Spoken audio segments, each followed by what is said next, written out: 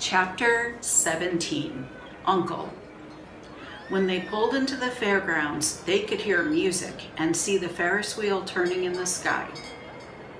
They could smell the dust of the racetrack where the sprinkling cart had moistened it. And they could smell hamburgers frying and see balloons aloft. They could hear sheep blatting in their pens. An enormous voice over the loudspeaker said, "Attention, please. Will the owner of a Pontiac car, license number H2439, please move your car away from the fireworks shed?" "Can I have some money?" asked Fern. "Can I too?" asked Avery. "I'm going to win a doll by spinning a wheel, and it will stop at the right number," said Fern. "I'm going to steer a jet plane and make it bump into another one." "Can I have a balloon?" asked Fern. "Can I have a frozen custard and a cheeseburger and some raspberry soda pop?" asked Avery. "You children be quiet till we get the pig unloaded," said Mrs. Arable. "Let's let the children go off by themselves," suggested Mr. Arable. "The fair only comes once a year." Mr. Arable gave Fern 2 quarters and 2 dimes. He gave Avery 5 dimes and 4 nickels. "Now run along," he said. "And remember, the money has to last all day. Don't spend it all the first few minutes. And be back here at the truck at noontime so we can all have lunch together. And don't eat a lot of stuff that's going to make you sick to your stomachs. And if you go on those swings," said Mrs. Arable, "you hang on tight. You hang on very tight. Hear me?" "And don't get lost," said Mrs. Zuckerman. "And don't get dirty." "Don't get overheated," said their mother. "Watch out for pickpockets," cautioned their father. "And don't cross the racetrack when the horses are coming," cried Mrs. Zuckerman. The children grabbed each other by the hand and danced off in the direction of the merry-go-round, toward the wonderful music and the wonderful adventure and the wonderful excitement, into the wonderful midway, where there would be no parents to guard them and guide them, and where they could be happy and free and do as they pleased. Mrs. Arable stood quietly and watched them go. Then she sighed. Then she blew her nose. "Do you really think it's all right?" she asked. "Well, they've got to grow up sometime," said Mr. Arable, "and a fair is a good place to start, I guess." While Wilbur was being unloaded and taken out of his crate and into his new pig pen, crowds gathered to watch. They stared at the sign, "Zuckerman's Famous Pig." Wilbur stared back and tried to look extra good. He was pleased with his new home. The pen was grassy, and it was shaded from the sun by a shed roof. Charlotte, watching her chance, scrambled out of the crate and climbed to a post to the underside of the roof. Nobody noticed her. Templeton, not wishing to come out in broad daylight, stayed quietly under the straw at the bottom of the crate. Mr. Zuckerman poured some skim milk into Wilbur's trough, pitched clean straw into his pen, and then he and Mrs. Zuckerman and the Arables walked away toward the cattle barn to look at purebred cows and to see the sights. Mr. Zuckerman particularly wanted to look at tractors. Mrs. Zuckerman wanted to see a deep freeze. Lurvy wandered off by himself, hoping to meet friends and have some fun on the midway. As soon as the people were gone, Charlotte spoke to Wilbur. "It's a good thing you can't see what I see," she said. "What do you see?" asked Wilbur. "There's a pig in the next pen, and he's enormous. I'm afraid he's much bigger than you are." "Maybe he's older than I am and has had more time to grow," suggested Wilbur. Tears began to come to his eyes. "I'll drop down and have a closer look," Charlotte said. Then she crawled along a beam till she was directly over the next pen. She let herself down on a drag line until she hung in the air just in front of the big pig's snout. "May I have your name?" she asked politely. The pig stared at her. "No name," he said in a big hearty voice. "Just call me Uncle." "Very well, Uncle," replied Charlotte. "What is the date of your birth? Are you a spring pig?" "Sure, I'm a spring pig," replied Uncle. "What did you think I was, a spring chicken? Ha ha! That's a good one, huh, sister?" Mildly funny, said Charlotte. I've heard funnier ones, though. Glad to have met you, and now I must be going. She ascended slowly and returned to Wilbur's pen. He claims he's a spring pig, reported Charlotte, and perhaps he is. One thing is certain, he has a most unattractive personality. He is too familiar, too noisy, and he cracks weak jokes. Also, he's not anywhere near as clean as you are, nor as pleasant. I took quite a dislike to him in our brief interview. He's going to be a hard pig to beat, though, Wilbur, on account of his size and weight. But with me helping you, it can be done. When are you going to spin a web? Asked Wilbur. This afternoon, late, if I'm not too tired, said Charlotte. The least thing tires me these days. I don't seem to have the energy I once had. My age, I guess. Wilbur looked at his friend. She looked rather swollen and she seemed listless. I'm awfully sorry to hear that you're feeling poorly, Charlotte, he said. Perhaps if you spin a web and catch a couple of flies, you'll feel better. Perhaps, she said wearily, but I feel like the end of a long day. Clinging upside down to the ceiling, she settled down for a nap, leaving Wilbur very much worried. All morning people wandered past Wilbur's pen. Dozens and dozens of strangers stopped to stare at him and to admire his silky white coat, his curly tail, his kind and radiant expression. Then they would move on to the next pen, where the bigger pig lay. Wilbur heard several people make favorable remarks about Uncle's great size. He couldn't help overhearing these remarks, and he couldn't help worrying. And now, with Charlotte not feeling well, he thought, oh dear. All morning Templeton slept quietly under the straw. The day grew fiercely hot. At noon the Zuckermans and the Arables returned to the pig pen. Then, a few minutes later, Fern and Avery showed up. Fern had a monkey doll in her arms and was eating Cracker Jack. Avery had a balloon tied to his ear and was chewing a candied apple. The children were hot and dirty.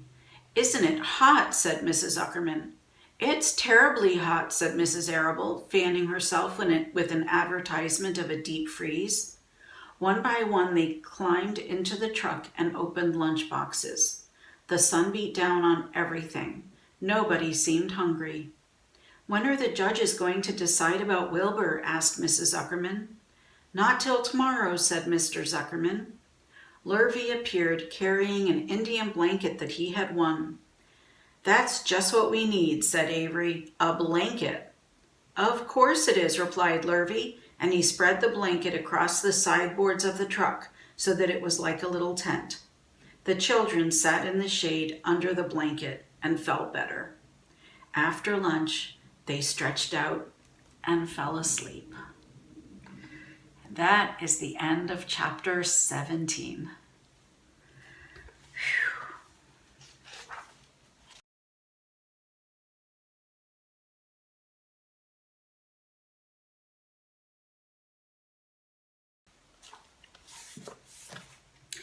Chapter 18, The Cool of the Evening. In the cool of the evening, when shadows darkened the fairgrounds, Templeton crept from the crate and looked around. Wilbur lay asleep in the straw. Charlotte was building a web. Templeton's keen nose detected many fine smells in the air. The rat was hungry and thirsty. He decided to go exploring.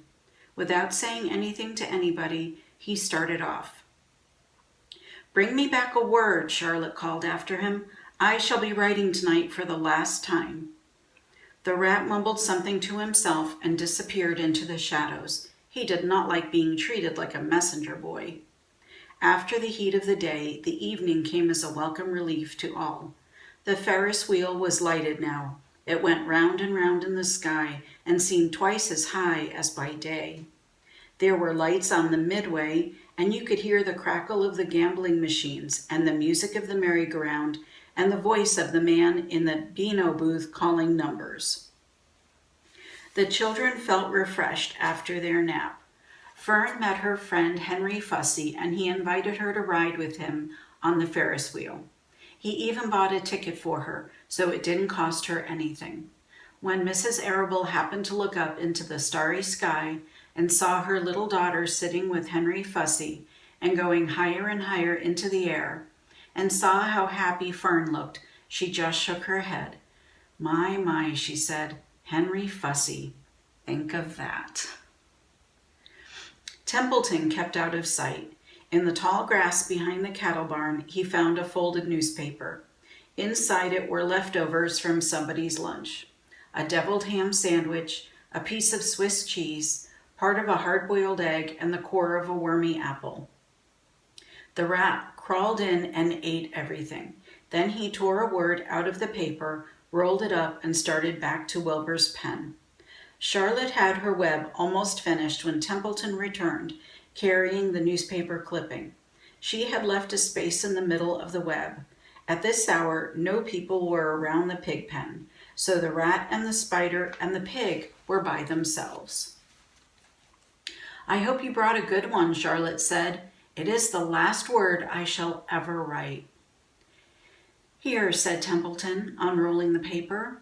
What does it say? Asked Charlotte. You'll have to read it for me. It says humble, replied the rat.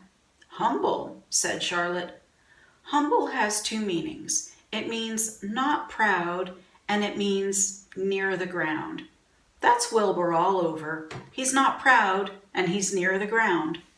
Well, I hope you're satisfied, sneered the rat. I'm not going to spend all my time fetching and carrying. I came to this fair to enjoy myself, not to deliver papers. You've been very helpful, Charlotte said. Run along if you want to see more of the fair. The rat grinned. I'm going to make a night of it, he said.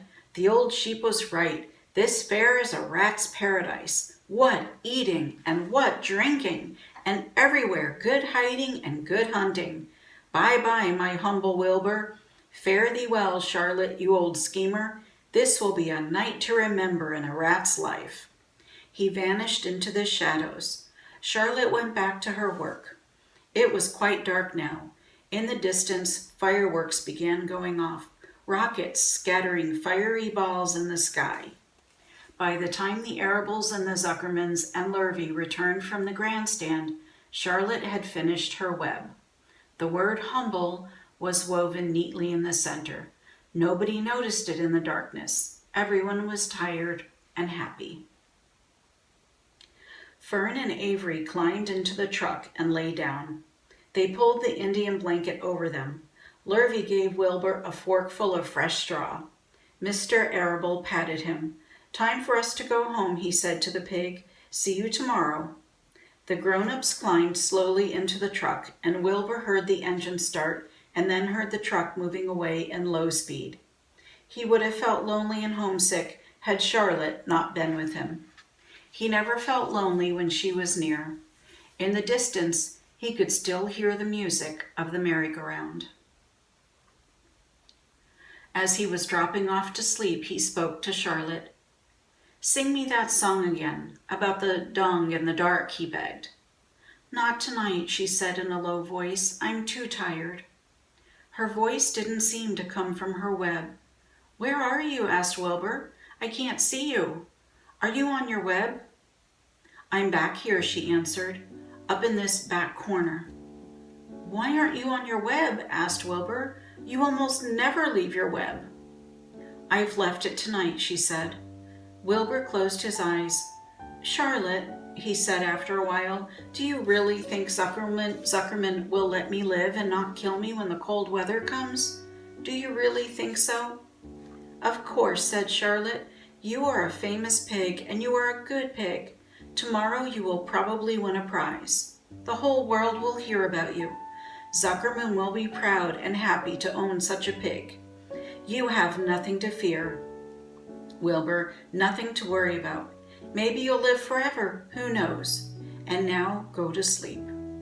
For a while there was no sound. Then Wilbur's voice. What are you doing up there, Charlotte? Oh, making something, she said. Making something as usual. Is it something for me? Asked Wilbur. No, said Charlotte. It's something for me, for a change. Please tell me what it is, begged Wilbur.